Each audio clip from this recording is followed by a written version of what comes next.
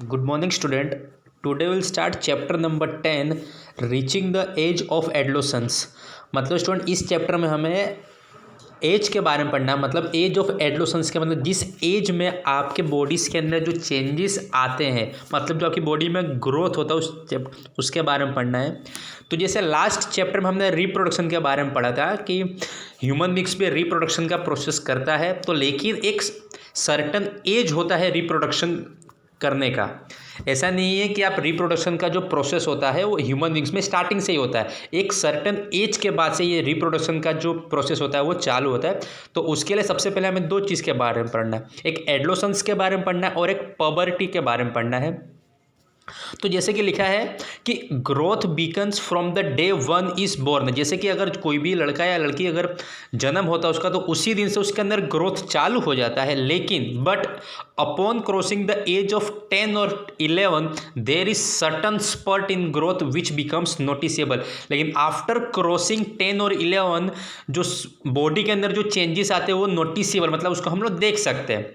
Now अब जो adolescence का डिफाइन है स्टूडेंट, तो वो है कि the period of life when the body undergoes changes leading to reproductive maturity is called adolescence. मतलब जो हमारी लाइफ में जो पीरियड आता है जिसके अंदर हमारी बॉडी के अंदर चेंजेस आते हैं और हमारे अंदर रिप्रोडक्टिव मैच्योरिटी आती है, उस एज को एडोलेसेंस कहा जाता है। Now adolescence begins around the age of 11 and last up to 18 और 19 ईयर्स ऑफ एज। मतलब स्टार्टिंग कहाँ से होता है जो हमारा पीरियड है, तो 11 से और कहाँ तक चलता है, तो 18 और 19 का।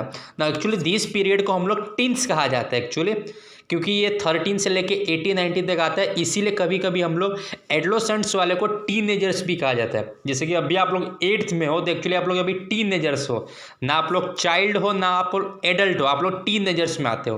तो जो 13 से लेकर 19 तक का एज होता है वो टीनेजर होता है। अब जो गर्ल्स होती है, गर्ल्स के अंदर एक्चुअली जो एडोलेसेंस का पीरियड है वो ईयर और 2 year earlier than the boys, मतलब वो लड़कों के कंपेयर में 2 साल पहले ही आ जाता है ना। अब पबर्टी क्या है कि the human body undergo several changes during adolescence. Now these changes marks the onset of puberty. इसको पबर्टी कहा जाता है कि जब एडोलेसेंस के पीरियड में हमारे बॉडी के अंदर चेंजेस आता है उसको पबर्टी कहा जाता है। Now, the most important change which marks puberty is that boys and girls become capable of reproduction। मतलब सबसे पहले puberty का ये important change होता है कि हमारे गर्ल्स या फिर बॉयज़ के अंदर रिप्रोडक्शन का वो कैपेबिलिटी आ जाती है।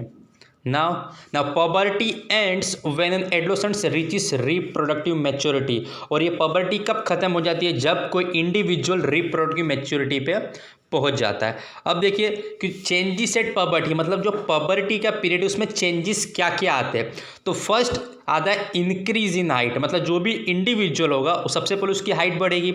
अब एक्चुअली आपको ये पूरा डायग्राम बना के बताया गया, टेबल दिया गया है कि किस साल में बॉयज़ की कितने % हाइट बढ़ती है और गर्ल्स की कितने % हाइट बढ़ती है। तो अगर आप ध्यान से देखो तो आपको पता चलेगा कि 8 ईयर में बॉयज़ की 72% हाइट बढ़ती है, गर्ल्स की इतनी बढ़ती है। फिर आगे चलकर अगर आप देखोगे तो 18 ईयर के बाद दोनों पे 100% और 100% लिखा है, मतलब कि 18 ईयर के बाद मैक्सिमम लोगों की हाइट नहीं बढ़ती। नाउ सेकेंड पॉइंट है चेंज इन बॉडी शेप। तो हमारी जो बॉडी शेप है उसके अंदर भी चेंजेस आते हैं, जैसे कि when shoulders generally broaden as a result of growth. In girls the region below the waist becomes wider. Now in boys the muscles of body grow more prominently than in girls. Now thus changes occurring in adolescent boys and girls are different. Actually boys and girls के अंदर different parts growth करना चालू हो जाता है, तो वो हमारा होता है मतलब चेंज इन बॉडी शेप चालू हो जाता है एडोलेसेंट्स के अंदर। थर्ड है वॉइस चेंज। मतलब अगर आपने नोटिस किया होगा कि जैसे जैसे कोई भी बॉय से अकल बड़ा होता है तो उसके वॉइस में डिफरेंट चालू हो जाता है। क्यों चालू होता है, तो देखिए at puberty the voice box और the larynx begins to grow. मतलब जो हमारा वॉइस बॉक्स है एक्चुअली वो ग्रोथ होना चालू हो जाता है। अब जैसे लिखा है बॉयज डेवलप लार्जर बॉक्सिस, मतलब जो वॉइस के अंदर बॉक्स जो हमारा वॉइस बॉक्स एक्चुअली लार्जर है। And the growing voice box in the voice can be seen as a protruding part of the throat called Adam's apple. अगर आप diagram देखोगे तो आपको पता चलेगा कि एडम्स एप्पल क्या है, इशारा क्या हुआ है। अगर आप बॉयज़ के अंदर देखोगे तो ये आपको पता चलेगा कि जब जैसे जैसे लड़का बड़ा होता है तो एडम्स एप्पल उसको दिखाई देना चालू हो जाता है। और गर्ल्स का अगर आपने ध्यान से देखा होगा तो उनका बहुत छोटा होता है, तो इसीलिए बाहर से उनका जो ये एडम्स एप्पल है वो नहीं दिखता, लेकिन बॉयज़ का दिख जाता है। Now girls have a high pitched voice versus boys have a deep voice. Girls की जो आवाज़ होती है एक्चुअली वो बहुत हाई पिच पे जाती है, बट बॉयज़ की जो वो ज़्यादा डीप होती जाती है।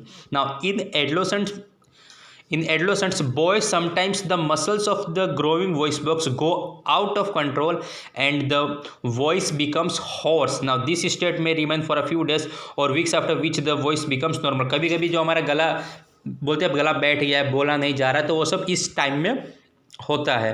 And increased activity of sweat and sebaceous gland, मतलब हमारे बॉडी के अंदर जो स्वीट होता है वो ज़्यादा निकलना चालू होता है, और जो सेबेकियस ग्लैंड का मतलब होता है जो हमारे ऑयल ग्लैंड्स है। अगर आपने देखा होगा कि जो इस पीरियड में बहुत सारे बच्चों के मुंह पे पिंपल्स निकलना जो चालू हो जाता है, एक्चुअली वो कोई बीमारी नहीं है, एक्चुअली क्या हमारे बॉडी के अंदर वो एक प्रकार का चेंज होता है जो कि जब हम एडोलेसेंस पीरियड पे पहुंचते हैं तो ऑटोमेटिक चालू हो जाता है। तो सेबेकियस ग्लैंड का मतलब जो ऑयल वाला है student. Development of sex organs, now जो हमारे बॉडी के अंदर सेक्स ऑर्गन्स है उसका भी डेवलपमेंट इस पीरियड में चालू हो जाता है। In boys the testes begin to produce sperm and in girls ovaries enlarge the eggs and begin to mature. Now reaching mental and intellectual and emotional maturity, मतलब इस एज पर आने के बाद आपके अंदर जो मेंटल स्टेबिलिटी है वो थोड़ी बहुत आने चालू हो जाती है, इंटेलेक्चुअल थोड़ा बहुत दिमाग आपका तेज होने लग जाता है, और इमोशनल भी आपको मतलब अगर कोई कुछ बोल दे तो आपको अच्छा या बुरा लगना चालू हो जाता है। क्योंकि जब छोटे रहते तो कोई अच्छा बोल रहा है बुरा बोल रहा है आपको कुछ फ़र्क नहीं पड़ता, लेकिन जैसे अगर आप एडोलेसेंस पीरियड में होगे तो आपको इमोशनल भी मैच्योरिटी आने लग जाती है।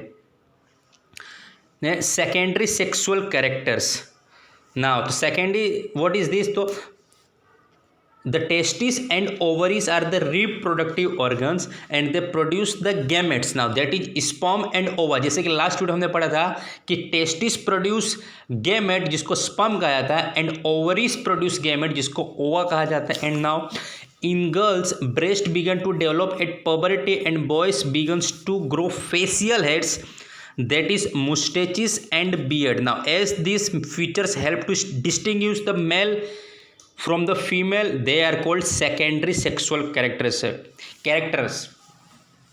It means in this character क्या होता है, तो in puberty इन गर्ल्स के अंदर breast begin to develop, and in boys अगर आपने चेहरों पे देखा होगा तो फेशियल्स हेयर या फिर मुंह छाना चालू हो जाता है, बियर्ड, और यही सब क्या करता है गर्ल्स और बॉयज़ को अलग बनाता है, तो इसी को हम लोग सेकेंडरी सेक्सुअल कैरेक्टर कहा जाता है। And boys also develops hairs on their chest, and in both boys and girls their hair grows under the arms and in the region above the thighs or pubic region. Now the changes which occur at adolescence and the changes which occur at adolescence are controlled by hormones. Now hormones are chemically substance. Now these are secretions from endocrine glands or endocrine system. Actually याद रखिए during adolescence के period में जो changes होते हैं actually वो कौन control करता है, तो हमारे बॉडी का हार्मोन्स एक्चुअली के केमिकल सब्सटेंस, और ये कहाँ से निकलता है, तो ये हमारे एंडोक्राइन ग्लैंड से निकलता है जिसको या फिर एंडोक्राइन सिस्टम कहा जाता है। नाउ द मेल हार्मोन, जो हमारा मेल हार्मोन होता है उसको हम लोग टेस्टोस्टेरोन भी कहा जाता है। तो ये भी आप क्या करते हैं कि वो what is male hormone called, तो testosterone, and testosterone begins to be released by testis at the onset of puberty, यानी पबर्टी की एज पे ही क्या करेगा टेस्टिस क्या करेगा, तो स्पर्म को प्रोड्यूस करना चालू करेगा। Now this causes change in boys about which you have just learn, for example the growth of facial hair. Now once puberty is reached in girls ovaries begin to produce the female hormone or oestrogen which makes the breast develop, milk secreting glands or mammary glands develop inside the breast, and the production of these hormones is under the control of another hormone secreted from an endocrine gland called pituitary gland. अब देखिए student, इसमें आपको 2-3 gland के बारे में पढ़ना है, जैसे कि जो एंडोक्राइन ग्लैंड है वो सीक्रेट क्या करता है, तो हॉर्मोन्स को कंट्रोल। अब जैसे मेल हार्मोन हमारा टेस्टोस्टेरोन है, तो सेम जो हमारा फीमेल हार्मोन है उसको एस्ट्रोजन कहा जाता है। And in this period also in girls also breast develop, and जो मिल्क सेक्रेटिंग ग्लैंड्स या फिर जिसे हम मेमरी ग्लैंड्स कहते हैं, which develop inside the breast and the production of this hormone, ये अब कौन करता है, तो इसका काम है हमारा पिट्यूटरी ग्लैंड का, कि किस बॉडी में कितना हमें हार्मोन को सीक्रेट्स करना है, वो सब में अलग अलग होता है ना।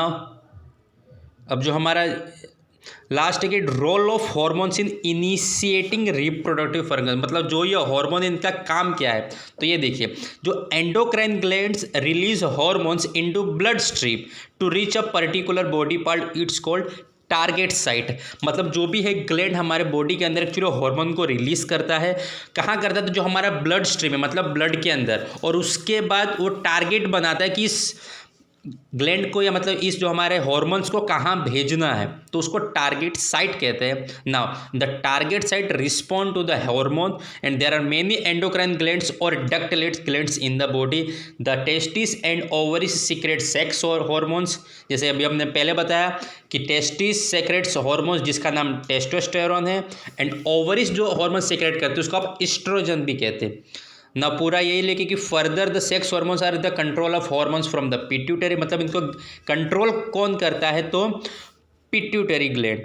And the pituitary secretes many hormones and one of which makes ova maturing the ovaries and sperm form in the testis. और एक काम जो पिट्यूटरी सीक्रेट्स करना है वो ओवरीज एंड स्पर्म को फॉर्म करना। नेक्स्ट वीडियो में स्टूडेंट हम इसके आगे पढ़ेंगे, तब तक आप इस वीडियो को अच्छे से देखिए और समझिए कि व्हाट इज एडोलेसेंस क्या है और पबर्टी क्या है। Thank you.